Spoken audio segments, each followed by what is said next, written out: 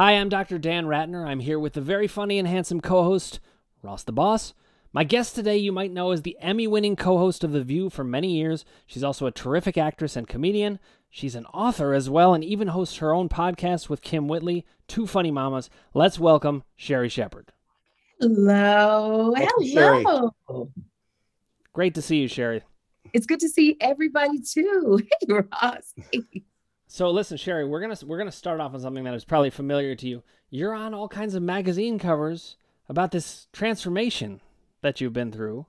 Oh, I want to hear a little bit about it. no, I've lost 31 pounds and it's just, I feel much better in my life losing this weight. I mean, I love it no matter what size I am. Well, no, I'm not going to say that. I love being this way right here. Yeah, right. I said, I'm not going to go to the cliche stuff. No matter what size I am, I'm just happy because I accept myself. No, I'm very much happy at this size. I feel better. My labs are great. I'm diabetic. My numbers are really, really good. So it's been a journey. It makes a big difference. And listen, I'm a therapist. You're just meeting me, but I'm a therapist. So I understand how we feel about ourselves. It drives everything. So I'm really glad that you're thriving and doing well. I wondered what inspired you to do this or really got you through the ability to do it.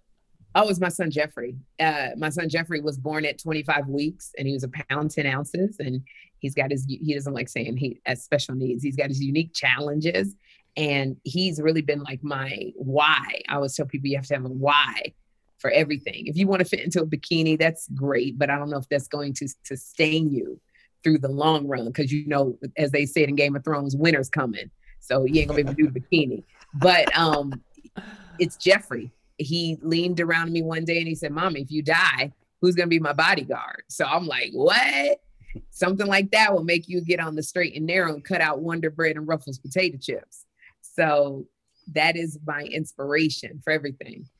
I mean, it's really unbelievable the weight you lost. I mean, I've known you a long time, but women always tell me, "Oh, I just watch what I eat. I don't work out." Tell me that's not true. Tell me you work out. I heard you do pole dancing. I don't know if that's true. You're going to tell me right now, though. But I mean, you worked your ass off, and let's be honest. I mean, this is an unbelievable transformation, and I know how hard it is. I've been battling weight up and down my whole life. But just tell us your workout and how much hard work you did put into it. Okay, yeah, because first of all, people who say, I just watch what I eat, that's Jennifer Aniston, who said, when I go through a breakup, I eat one M&M and one potato chip, and I'm so full. I just want to. Okay, that's Jennifer Aniston, who said it on a podcast. No, I got up this morning at 5 o'clock. That alarm went. I had to put on some workout clothes. I took my butt to 24-hour fitness. I worked out. I got a daggone fractured and a sprained toe and just did all of the stuff that I could do that wasn't going to stress my toe out.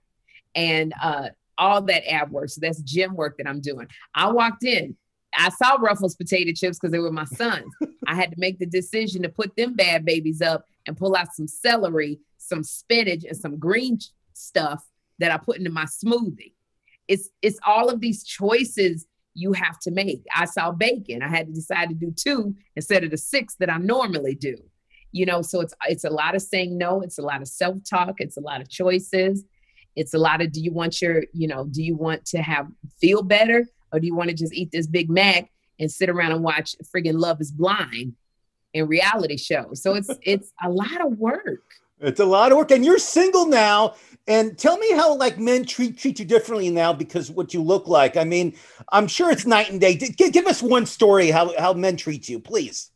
It's so funny because I just did a video blog on my comedy, Tales from the Comedy Club, and I said that I was at the Laugh Factory and got propositioned by 2 girls, and Dane Cook was on stage and they were in the bathroom and they were just like, "Oh my God, you're so funny. And I love you so much. And I love Dane and just great. Are you down?"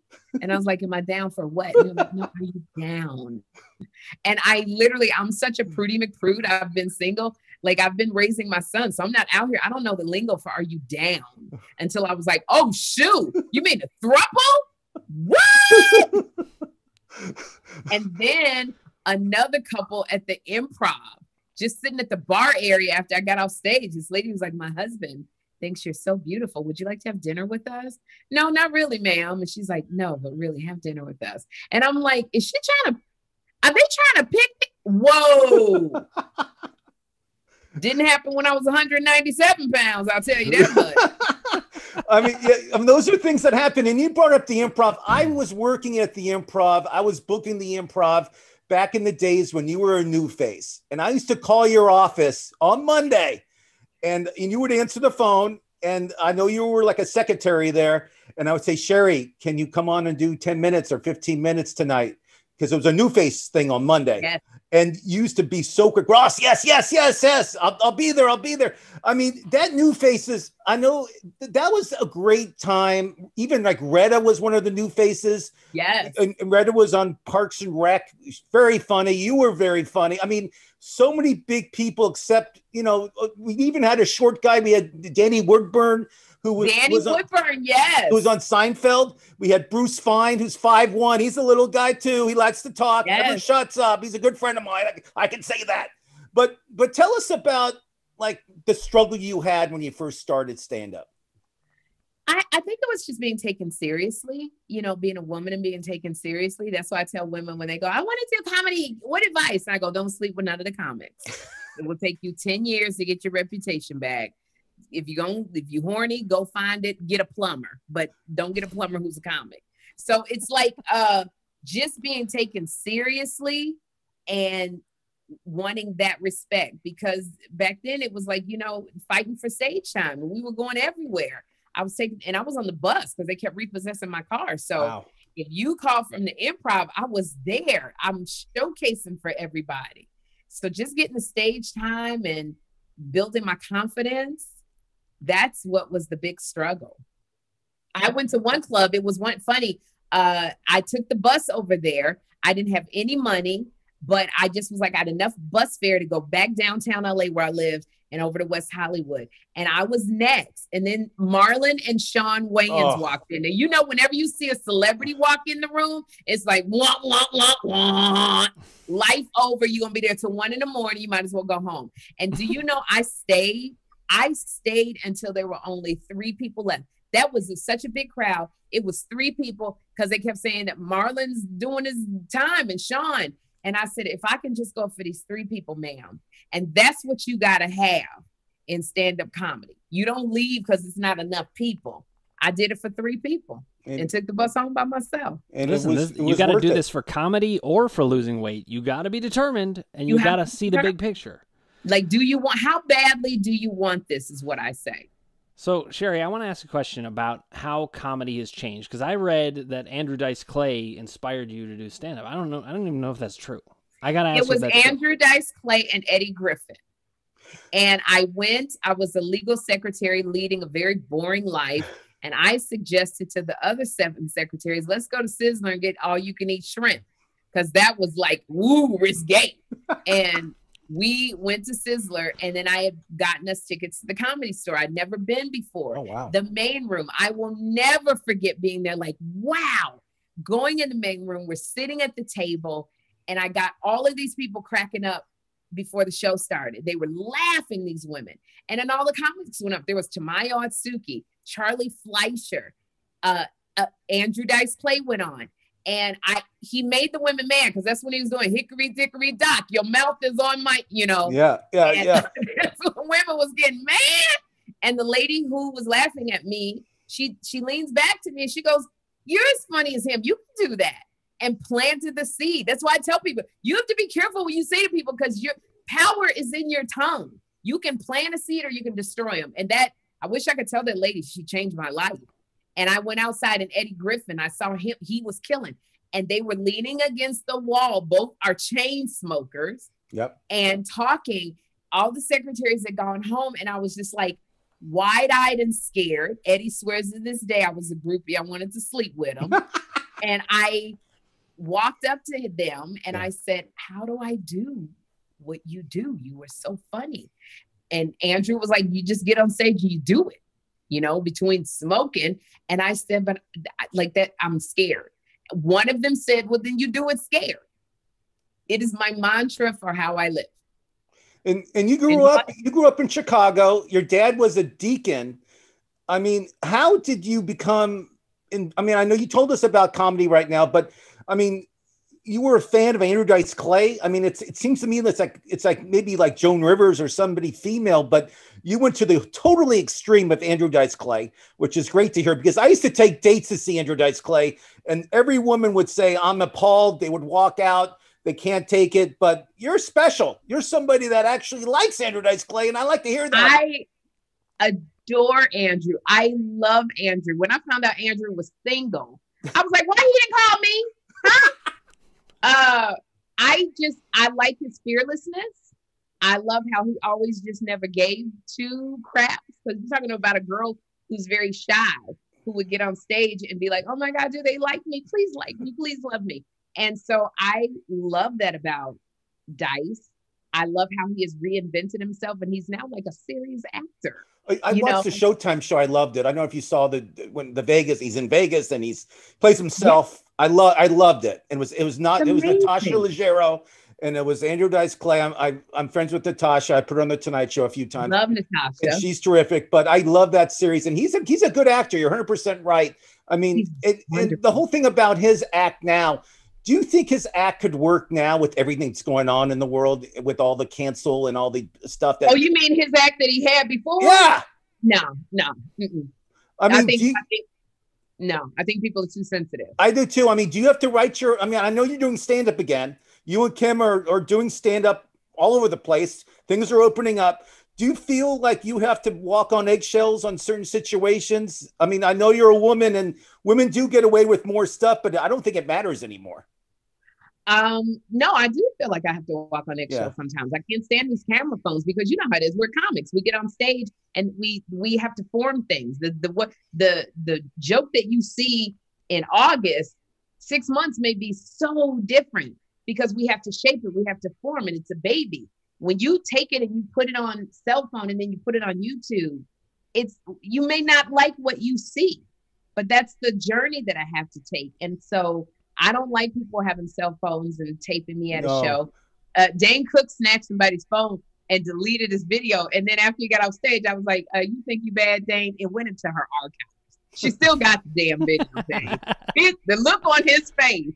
But I think, I even had a heckler. And where I wanted to go with this heckler to destroy him, because he was bugging me all night, I said, God, Sherri, you don't want this because you don't want to be on TMZ. Then every group is going to come after you. Then you're going to be on the apology tour. So I just took it in another direction. I think that that was the freedom that comics had. We were able to tell the king, the emperor, that he had no clothes on. And I think sometimes now people are like, they want to tell a comic how they should, in hindsight, how they should have done their joke and how they should have handled a heckler. So sometimes it gets, I think about that in my head when I do a joke. And I hate that I do that. One of the hardest parts, I think, is that comedy, at least more in the past, used to be this truth-telling thing where it was like, oh, good, we don't have to be all careful now. And now they're asking comedians to be careful. And I think it's actually having an effect on the mental health of everybody at large. I mean, I'm a therapist, so I'm always thinking about these things. But to not have that outlet is a big problem. And so I was thinking about your podcast, Two Funny Mamas, and you talk about mental health on this podcast. Yeah. Tell us a bit about that.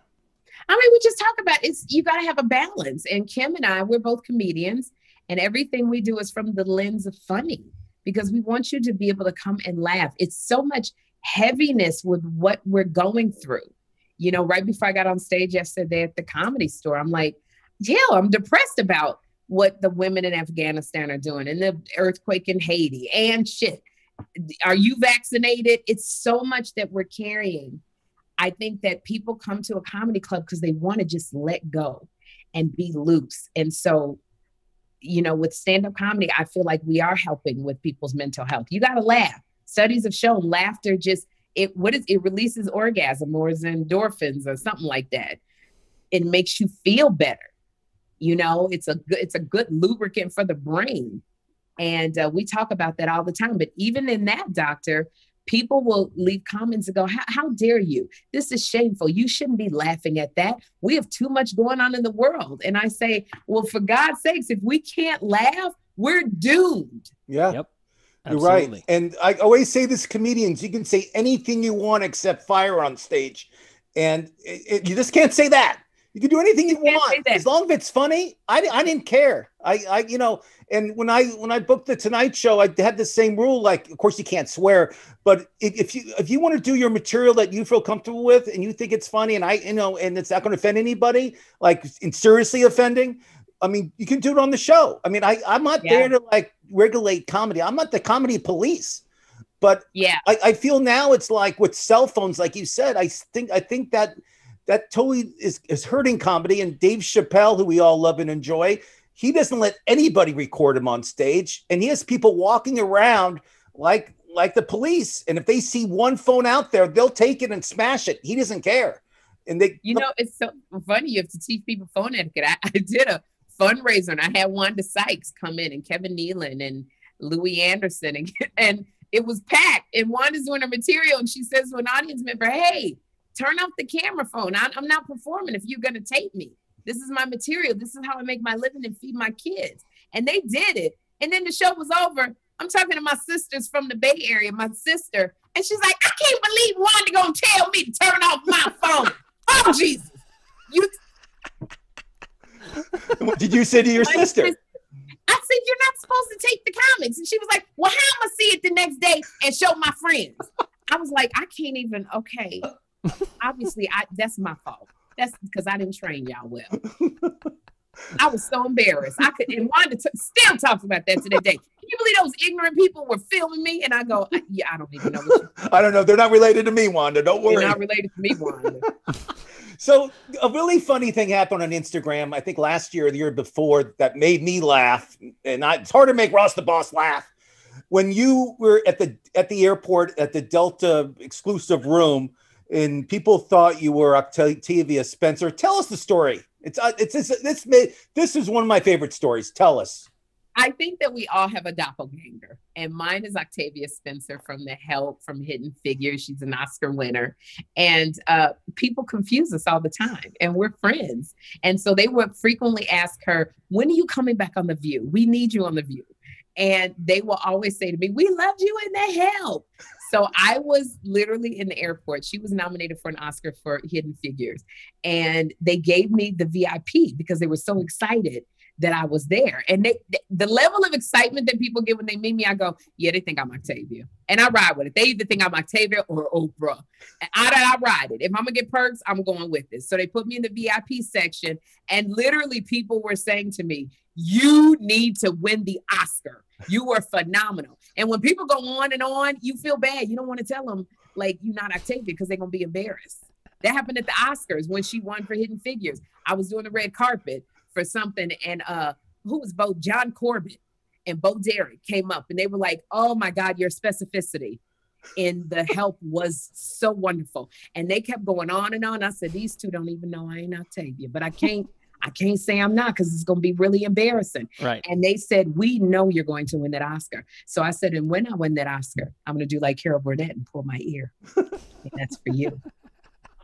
And then I told the story on The View, and I guess John Corbett saw it. He later was at a party with my girlfriend, actress Yvette Nicole Brown from the show Community. I know Yvette. And he goes up to Yvette and he goes, "You didn't have to say that on The View about me." Well, listen, this is the thing. People are taking things too seriously. We got to enjoy the comedy of it. That's hilarious that happened. You know, and that's what I tell people. I'm a comic. You know, I got my shtick. I had to explain shtick to somebody because she says, when you're on Dish Nation, all you do is flirt with the men and flirt with the co-hosts who are married. Ma'am, it's called shtick. It's what I've been doing my entire life. It's comedy. I mean, it really is. And you had your career is like, you acted in so many shows. I see you in the 90s, you acted in a lot of shows. And even like you always popping up on stuff. I mean, your mailbox with residual checks must be unbelievable. I mean, it just, Bobby doesn't stop. I mean, I haven't looked at your IMDb in a while, but I'm sure. I mean, what can we see you coming up? What's coming up next for you? What can we watch you on? Wow. Well, I finished 2 seasons of Mr. Iglesias with Gabriel Iglesias. We had Gabe on. I knew Gabe for a long time. I put him on Last Comic Standing. Yep. Yeah, that's why he called me from our stand-up days. I got offered that role because, from our stand-up days. And then I have a movie on Netflix called No Way Out, which is a faith-based musical like Glee. I have a movie coming out on Lifetime in October called Imperfect High.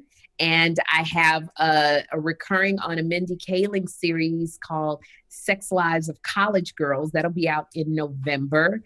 And I got something else that I can't remember. You have your podcast. You have. I do on my. No, I have another movie coming out, but I can't remember what. Yeah. I'm executive producing a movie called The Way Out, which will be in the festivals.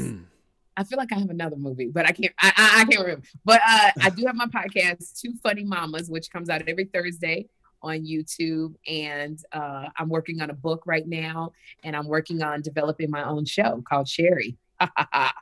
My God, you have a lot going on. And I'm Dish Nation. I do Dish Nation. I co-host Dish Nation. You do Dish Nation too, and you co-host it with Chuy Martinez, with Heidi and Frank from KLOS, Head Crack, Portia Williams, Gary with the T, and DeBrat.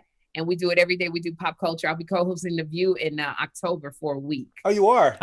Yeah. Look, I can tell you have a lot going on because you can't even remember it all. No, she was pretty good with names. You impressed me. You impressed me with the names. You remember some of this stuff, but I don't know how you have time to do everything, but I'm very impressed, Sherri Shepherd. Unbelievable. I'm so thankful to be able to do what I love. I get to do play pretend, and I'm able to get on stage. Like I put on my post yesterday, like doing stand-up comedy is a drug, and I'm always chasing the high. I love being on stage doing stand-up, and I love being able to do what I used to do at 5 years old, but I get paid money. Do what you love and the money will follow. Isn't that what they say? That is what they say. I'm not sure it always works out, but I'm glad it did for you. I'm glad it did for me. Well, Sherri, we want to thank you for coming on here. You do have this great podcast, Two Funny Mamas. I'm going to check it out and find out more about it. We really appreciate you spending the time with us. Thanks for watching, everybody. Sherri Shepherd, such a talent. We're glad to have her with us. Thank you for having me.